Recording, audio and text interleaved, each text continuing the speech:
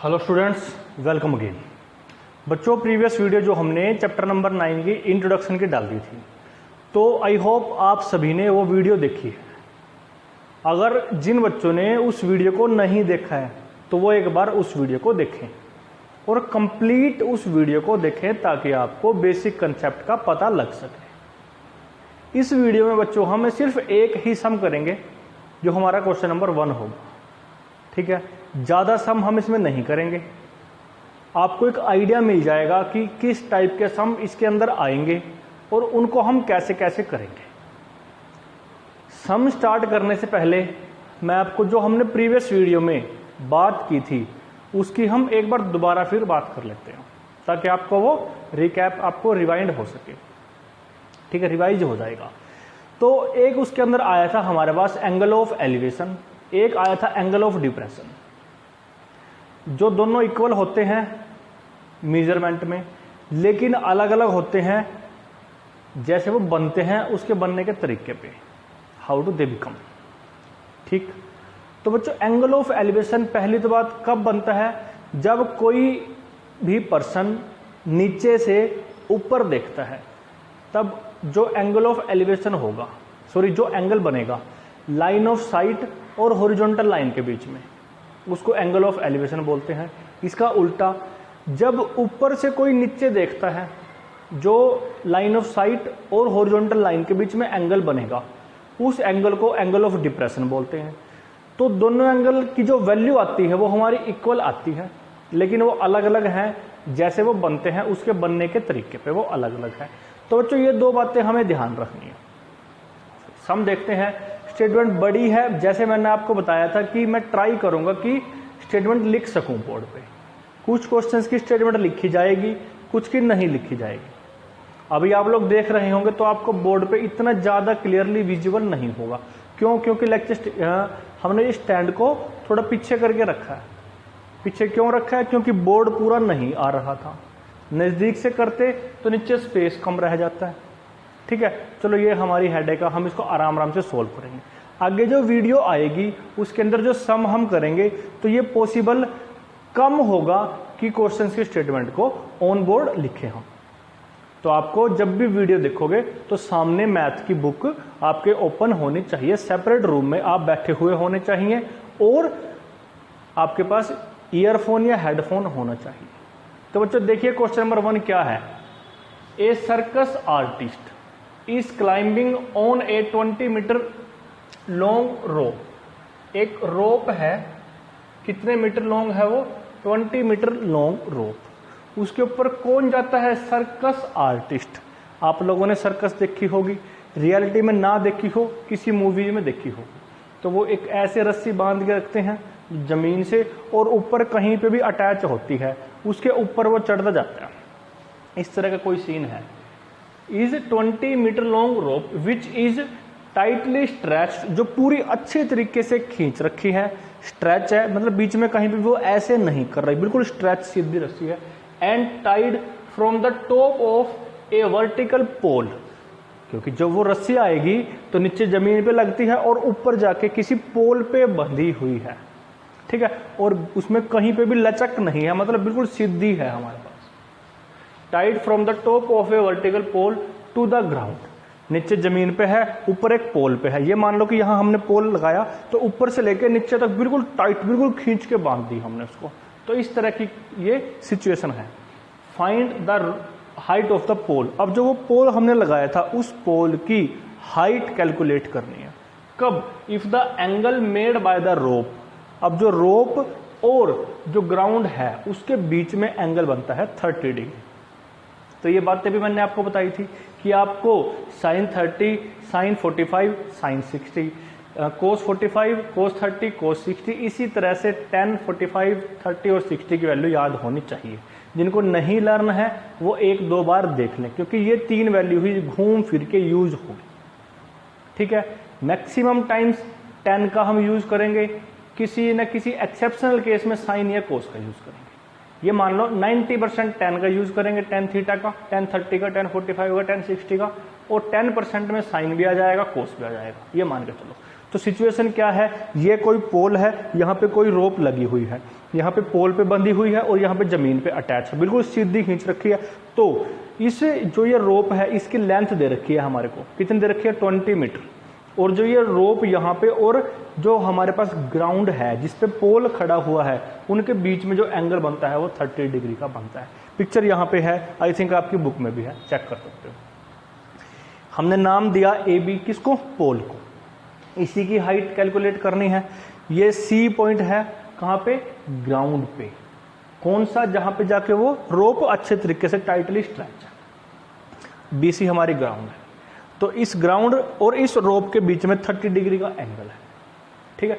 तो हमें सबसे पहले यही लिखना पड़ेगा कि let A B the height of pole and A C be the length of rope which is 20 metre and 30 degree is the angle between the ground level and the rope. अब इन चीजों को मैंने ये हमने स्टेटमेंट में लिखनी थी, लेकिन स्पेस की कमी की वजह से हमने ऐसे लिख दिया इनको, तो कोई प्रॉब्लम नहीं है। ए बी हाइट ऑफ पोल है, ए सी लेंथ ऑफ रोप है, कितनी है 20 है, थीटा हमने एंगल लेट किया 30 डिग्री है। किस किस के बीच में बनता है? रोप और ग्राउंड लेवल के बीच में। अब इसको कैलकुलेट करना चाहेंगे हम, किसको? हाइट ऑफ पोल को।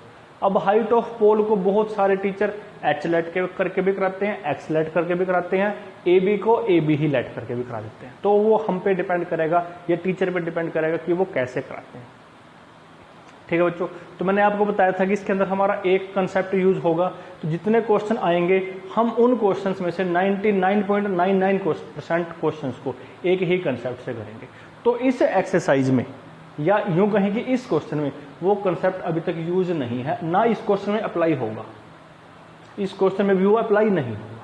तो ये तो बिल्कुल सिंपल है, बिल्कुल सिंपल, इसलिए मैंने यहाँ पे कराया। देखें क्या है, ये हाइट निकालनी है। ये मान लो कि ये क्या, अगर मैं इसको एक राइट एंगल ट्रायंगल मानता हूं, राइट एंगल ट्रायंगल ही होगा।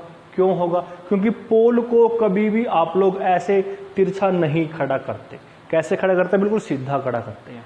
अगर वो थोड़ा बहुत भी लेफ्ट राइट होगा तो वो गिर सकता है, ठीक है। तो इसलिए यहाँ पे 90 डिग्री का एंगल बनता है। ये तो बात होगी सिचुएशन को एक्चुअल में समझने के लिए। अगर नहीं समझ आए तो इसके अंदर राइट एंगल ट्रायंगल बनेगी, ये मान लो बस, ठीक है बच्चों। तो अब इसकी हाइट निकालनी है। अगर ये राइट एंगल ट्रायंगल है तो ये हाइट क्या है हमारे पास?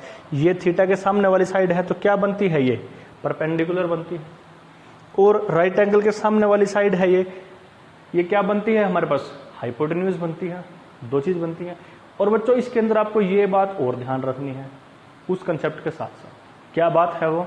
कि एक साइड हमारे पास गिवन होगी, कोई भी हो सकती है, वो बेस हो सकती है, परपेंडिकुलर हो सकती है, हाइपोटेन्यूज हो सकती है। सिर्फ एक साइड, बची हुई साइड्स में से कोई भी एक या दोनों पूछ सकता है हमारे से। एक साइड और एक एंगल अगर हमारे पास है तो हम सब सारे के सारे ट्रिगोनोमेट्रिक रेशोज को फाइंड आउट कर सकते हैं, ठीक है बच्चों। कैसे? अभी बताएंगे। साइड्स को भी फाइंड आउट कर सकते हैं, सभी साइड्स को। तो यहाँ पे हमारे पास ये परपेंडिकुलर है और ये हाइपोटेन्यूज है AC। अब आपको ये ध्यान देना है यहाँ पे कि परपेंडिकुलर और हाइपोटेन्यूज में कौन सा ट्रिगोनोमेट्रिक रेशो निकलता है। परपेंडिकुलर और हाइपोटेन्यूज में कौन सा ट्रिगोनोमेट्रिक रेशो निकलता है। तो हमने आपको शॉर्ट ट्रिक बताई थी, पंडित बद्री प्रसाद हर हर बोले, P/H आ गया। पंडित और हाइपोटेन्यूज मतलब परपेंडिकुलर और हाइपोटेन्यूज तो किसके अंदर आते हैं? साइन थीटा के अंदर ही आते हैं। तो वही साइन थीटा मतलब ट्रिगोनोमेट्रिक रेशो, कौन सी? साइन थीटा, यहां निकालनी है। तो थीटा क्या हुआ? थीटा हमने लिख रखा है 30 डिग्री, तो 30 डिग्री ही लेके चलेंगे। तो चलिए क्वेश्चन में चलते हैं। Now in right angle triangle, right angled triangle, कौन सी राइट एंगल ट्रायंगल है? ABC। अब यहां ये ध्यान रखना है आपको कि जो राइट एंगल है उसको बीच में रखते हैं, ठीक है, बीच में रखेंगे। यहाँ पे कब इसको AC भी लिख दिया, नहीं ऐसे नहीं, ABC लिखेंगे। अब इसके अंदर बच्चों हमको ये पता है कि अगर मैं थीटा की वैल्यू 30 रख के साइन 30 निकालता हूं तो क्या होगा और कैसे निकलेगा। तो हम निकालते हैं साइन 30, सॉरी साइन थीटा निकालते हैं। क्या होता है ये होता है perpendicular upon hypotenuse, perpendicular upon hypotenuse. अब हमें यहाँ से सेलेक्ट करना है थीटा, परपेंडिकुलर, हाइपोटेन्यूज कौन कौन है। तो थीटा तो हमने ऊपर अपने आप ही लिख रखा है, कितना है 30 डिग्री। परपेंडिकुलर थीटा के सामने है, क्या है वो, ए बी है। हाइपोटेन्यूज क्या है हमारे पास, ए सी है। ये है बच्चों हमारे पास। अब साइन 30 आपको याद है, मेरे को ऐसा लगता है, अगर नहीं है तो कर सकते हो। क्या होता है साइन 30, 1/2 होता है। तो मैं इसके प्लेस पे क्या लिख सकता हूँ, 1/2 लिख सकता हूँ। ए बी फाइंड आउट करना है, और यही क्या है, हाइट ऑफ, क्या है, हाइट ऑफ पोल है। ए सी कितना है, 20 है, तो मैं इसके प्लेस पे 20 लिख सकता हूँ। अब मतलब कि छोटे से छोटा बच्चा भी इसको बता देगा कि क्या करेंगे। इसके बाद क्या करेंगे, क्रॉस मल्टीप्लाई करेंगे, कुछ कैंसिल आउट होगा, ए बी 10 आएगा। ठीक है, तो यहां करते हैं ऑन क्रॉस मल्टीप्लीकेशन, क्या बन जाएगा, 2 की मल्टीप्लाई हो जाएगी किसके साथ, ए बी के साथ, और 1 की मल्टीप्लाई हो जाएगी 20 के साथ। लेकिन हमें तो ए बी निकालना है, और ए बी भी क्यों निकालना है, क्योंकि ए बी ही पूछा है। ए बी क्यों पूछा है, क्योंकि ये हाइट ऑफ पोल है। तो ये आ गया हमारे पास। ठीक है, अब इसके बाद हम लिख सकते हैं यहाँ पे, दस ए बी क्या है, height of pole, this height of pole is 10 metre. 10 metre है हमारे पास हाइट ऑफ पोल। तो ये बिल्कुल छोटा सा आसान सा क्वेश्चन है। जिस कंसेप्ट की मैं बात कर रहा था वो कंसेप्ट अभी तक अप्लाई नहीं हुआ है। सेकंड क्वेश्चन है, उसमें भी अप्लाई नहीं होगा, आगे हम देख लेंगे। ठीक है, तो एक बार फिर देखें क्या किया, पूरी स्टेटमेंट समझा दी हमने, ये लिखते हैं। तो एक साइड हमारे पास होगी पूरी की पूरी 3 साइड्स में से, उसके अलावा 2 साइड में से कोई भी एक पूछ लेगा। हमें जो एक साइड पूछता है और एक साइड गिवन होगी, उनके बीच में ट्रिगोनोमेट्रिक रेशो सिलेक्ट करना है कि कौन सा बनता है। उसी ट्रायंगल में जाएंगे, वही रेशो बनाएंगे, वही वैल्यू पुट करेंगे। साइन का बनेगा तो साइन की वैल्यू, कोस का बनेगा तो कोस की वैल्यू, टेन का बनेगा तो टेन की वैल्यू। इन 2 में से कोई एक गिवन होगा, क्रॉस मल्टीप्लाई कराएंगे, मार पिटाई कराएंगे, आंसर आ जाएगा हमारे पास। ये बिल्कुल आसान क्वेश्चन है बच्चों, बिल्कुल फ्री का क्वेश्चन है। सिचुएशन को आप लोग इमेजिन कर सकते हो, आपके घर आस पड़ोस का जो अप्लाई होता है ये वही है। यही करना है जो आपके दोस्त बोलते हैं कि देखो हाइट अप्लाई कहाँ हुआ, इसकी हाइट हमने निकाल दी ऐसे करके, इस तरह से अप्लाई हो जाता है। ठीक है बच्चों, गुड।